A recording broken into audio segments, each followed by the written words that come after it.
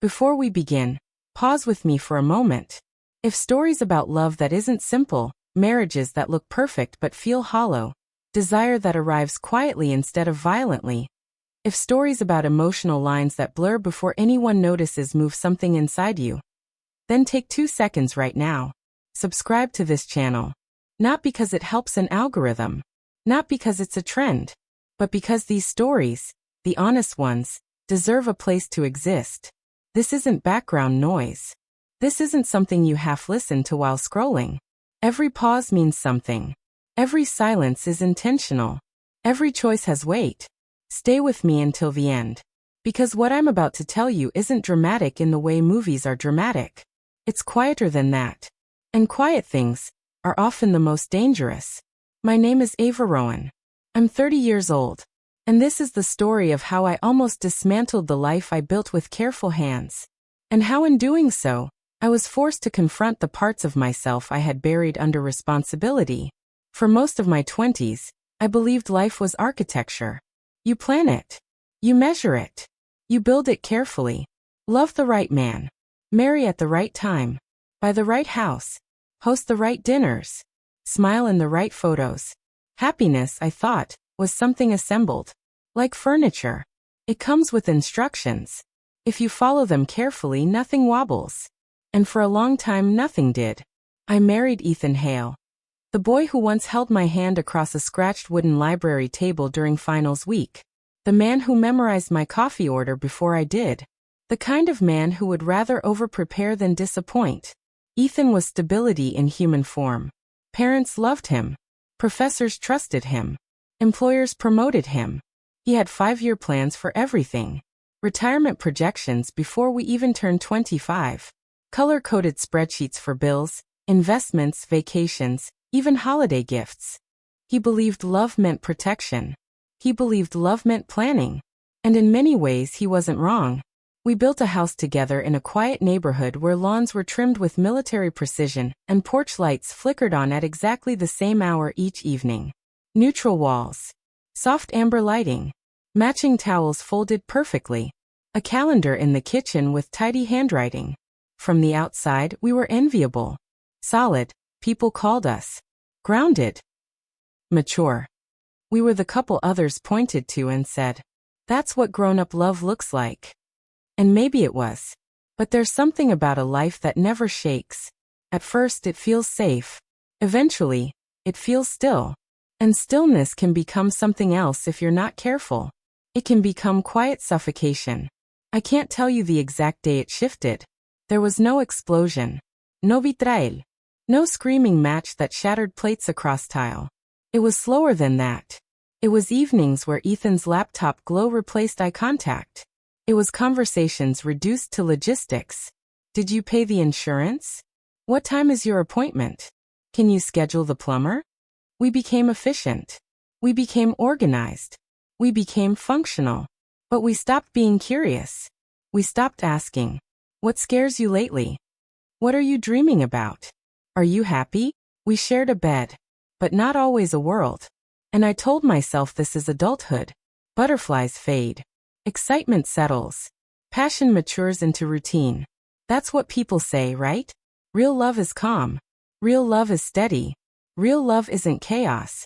But loneliness doesn't always scream. Sometimes it whispers. Sometimes it settles quietly in your chest like dust collecting on a shelf you forgot to wipe. I wasn't unloved. I wasn't mistreated. I wasn't neglected in any obvious way. But I felt unseen. And there is a very specific ache that comes from being unseen by the person who once memorized the exact curve of your smile. I missed myself. Not Ethan. Not the house. Myself. The version of me who laughed too loudly at inappropriate moments. The version who once suggested we buy last-minute tickets to a city neither of us had visited. The version who felt desired, not just appreciated. Somewhere between mortgage payments and dinner parties, I had become responsible, contained, predictable. And I didn't know how to say that without sounding ungrateful. That's when Luca re-entered the picture. He wasn't new. Luca had been orbiting our lives for years. Ethan's childhood best friend. The kind of friend who never knocked before walking in. The kind who knew where we kept the extra wine glasses and the spare batteries. He had been background noise at barbecues, a laugh in the living room during game nights, a casual presence. I had never really looked at him. Until one afternoon. I did. It was something ridiculously ordinary. A crooked kitchen shelf. Ethan was at work. Luca offered to fix it. He stood on a ladder in our kitchen, sleeves rolled up, dust drifting in soft sunlight around him while I handed him tools. And for the first time in years, someone looked directly at me and asked, "Ava, how are you?" Not small talk. Not politeness. A real question. I froze. Because I didn't know. I gave the automatic answer. "I'm good. Just busy." He didn't nod and move on. He didn't smile politely. He looked at me longer. "No," he said gently. "I mean you." And something cracked. Not dramatically, but enough. We talked longer than necessary that afternoon. About the way adulthood feels different than we imagined at 19. About how sometimes achieving everything you plan still leaves you restless. About fear. About stagnation. He listened. Not flirtatiously. Not inappropriately. Just present. And presence is intoxicating when you've been emotionally starving. Even crumbs feel like a feast. After that day, awareness shifted. I noticed him differently. The roughness of his hands. The way he laughed with his whole body. The way he moved through a room as if he belonged exactly where he stood. Where Ethan calculated, Luca reacted. Where Ethan analyzed, Luca felt. I shouldn't have compared. But I did. At first it was subtle. Longer eye contact. Conversations that lingered when Ethan left the room. Shared glances that lasted half a second too long. Nothing happened. Not physically. But emotional lines are crossed long before physical ones. And guilt doesn't wait for action. It begins with intention. I started anticipating his visits. Choosing outfits more carefully on days he might stop by. Laughing a little differently. Hating myself for noticing that I was doing it. But not stopping. That's the terrifying thing about emotional drift. You can see it happening. And still step forward. The night it shifted from possibility to danger felt ordinary on paper. Ethan was working late. Luca came over to fix a dripping faucet. The house was quiet. The air heavy. We talked. We laughed. I handed him a glass of water. Our fingers brushed. It lasted less than a second. But electricity doesn't measure time the way clocks do. It only needs a spark. Silence followed. Not awkward. Charged. And in that silence, something unspoken acknowledged itself. We both felt it. And once you feel something like that, you cannot unfeel it. You can deny it. You can suppress it. But your body remembers. After that night, space between us felt different. Thinner. Fragile. I began feeling guilty for thoughts alone. And that's when I realized something unsettling. You don't wake up one day and decide to betray someone. You drift. Inches. Millimeters. Conversation by conversation. Glance by glance. Until suddenly you are standing somewhere you swore you'd never go. The breaking point came during one of Ethan's business trips. 3 days. Just 3 days. And time behaves strangely when temptation is present. Luca offered to help reorganize the attic. We both knew that wasn't the real reason. The tension was immediate. Heavy. Undeniable. We tried to keep things normal. We failed. The air felt thick. Like a storm waiting to break. He looked at me differently that afternoon. Not like a friend. Not like his best friend's wife. Like a woman. And in that look, I saw something I hadn't seen reflected in years. Desire. Curiosity. Recognition.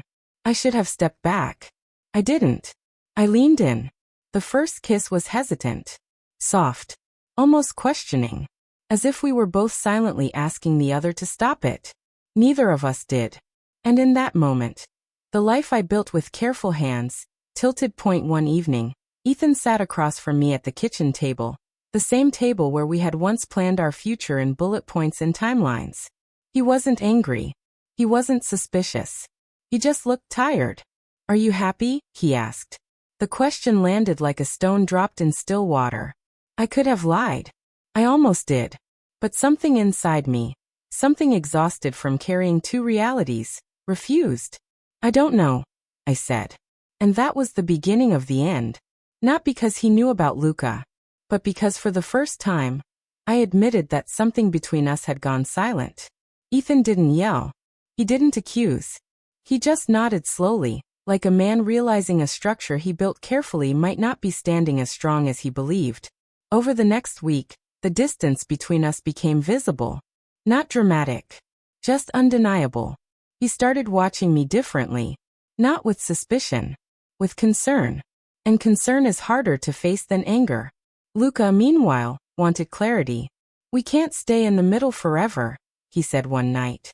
He wasn't wrong. Affairs live in shadows. They feed on secrecy. But once exposed to light, they demand decisions.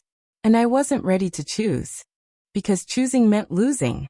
Either I lose the stability I built with Ethan, or I lose the awakening I felt with Luca. But the truth was simpler than that. I had already lost something. My integrity. The moment that broke me wasn't romantic. It was ordinary.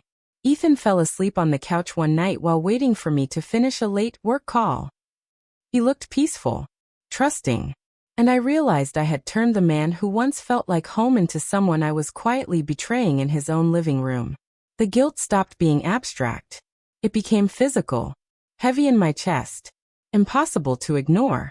The next evening I told him, not every detail, not every moment, but the truth. I crossed a line, I said. My voice didn't shake the way I expected it to. It started emotionally. And I didn't stop it. Silence. Long. Deep. He didn't explode. He didn't shout. He just stared at the floor like the air had been pulled from the room.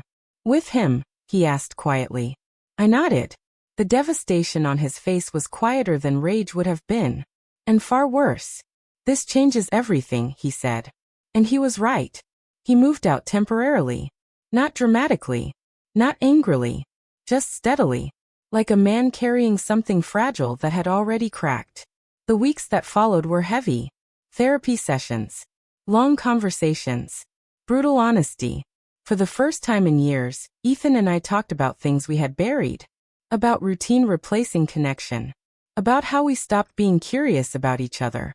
About how love maintained isn't the same as love nurtured. I had to confront myself too. The parts that craved validation. The parts that confused attention with fulfillment. The parts that waited for someone else to wake me up instead of demanding more from my own life. Luca and I slowed down. Not because the feelings disappeared, but because reality demanded clarity. What we had felt intense. But intensity alone isn't foundation. And anything built in darkness struggles in daylight. I learned something through all of it. Desire isn't evil. It's information. It tells you something inside you is restless. But acting on it without courage, without honesty, is where destruction begins. Affairs don't start in bedrooms. They start in conversations that stop happening. They start when silence grows comfortable. They start when loneliness is ignored instead of addressed. Today my life doesn't look perfect. It looks honest. And honesty, even when painful, feels lighter than living split in two. If there's one thing I would tell anyone listening, pay attention to your distance before someone else closes it. Ask the uncomfortable questions early. And never confuse being stable with being connected. If this story made you uncomfortable, good. Growth usually does. And if it made you reflect, stay. Because the most dangerous stories aren't the loud ones. They're the quiet ones that feel familiar.